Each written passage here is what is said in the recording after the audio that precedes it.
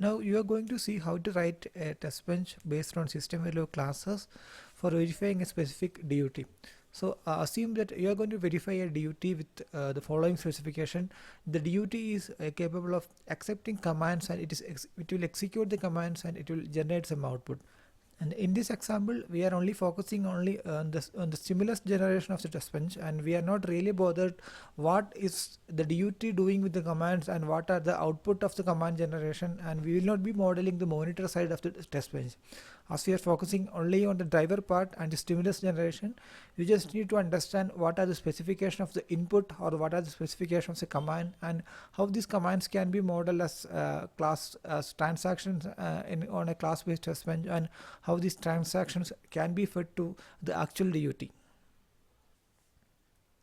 So these are the specification of the command that is executed by the DUT, for which we are going to develop the test bench.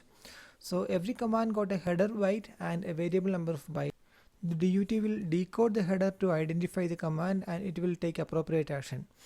And assume again in the specification there are two types of command, and there are CPU commands and memory commands.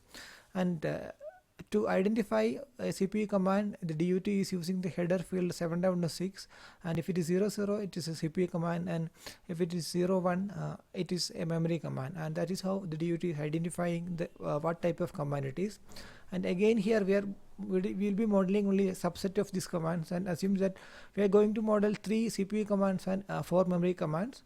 And in case of CPU commands, we are modeling nope, add, and sub commands. So the header field 5-0, 7-6 is already allotted for decoding the first level of command classification, and the header 5-0 will be of value 0, all zeros for nope, and it will be of 000001 for add, and it will be of value 010 for sub command. And the functionality, the nope command is doing nothing, and the add command will add 2 operands, and sub command will subtract operand 1 from operand 2. Thus the length of nope command is 1, as it has got only one header, and the add command length is 3, and the sub command length is also 3, as they got the header operand 1 and operand 2. So this table will summarize this command. So this is the byte 0 or the header, and byte 1 and so on. So the no command, the bytes header will be hexadecimal 00.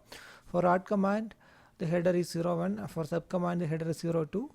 For add command, the byte 1 is operand 1 and byte 2 is operand 2, and it's same for sub 2 also. You can see that all these are memory commands. So bit 7-6 is 00. Now coming into the memory commands, you have already seen that the 7-6 decoding is 01 for a memory command, and this is a sub decoding for identifying individual memory commands.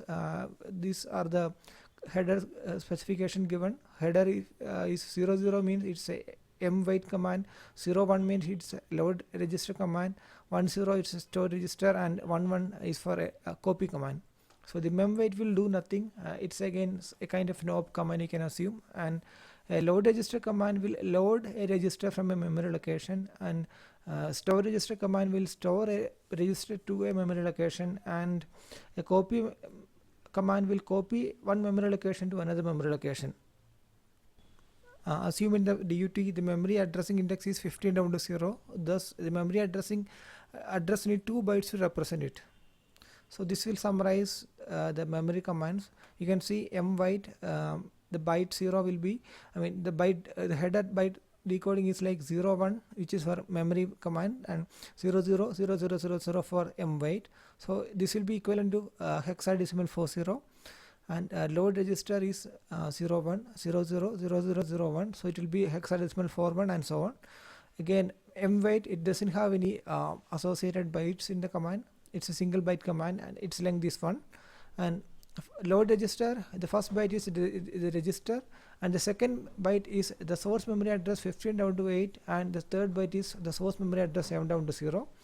And the same way for store register also, the first byte is the register, and second and third bytes represent the destination memory address. And for copy command, you can see the first byte is source memory address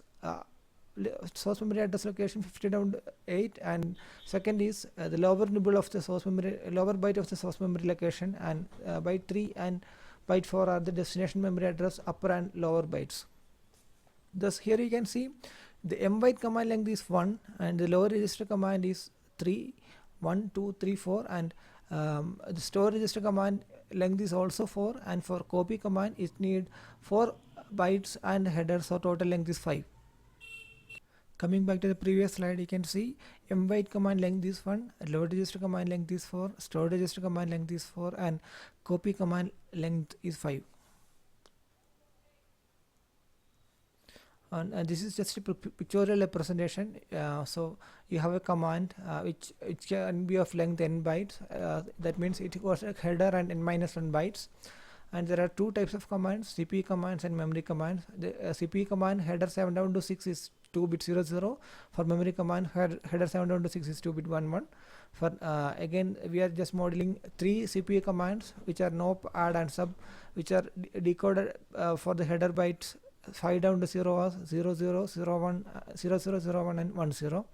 And in the memory command section, we are modeling 4 commands, and their header 5 down to 0 decoding is like 0 0 0 1 1 0 and 1 1 for mbyte, load register, store register, and copy command.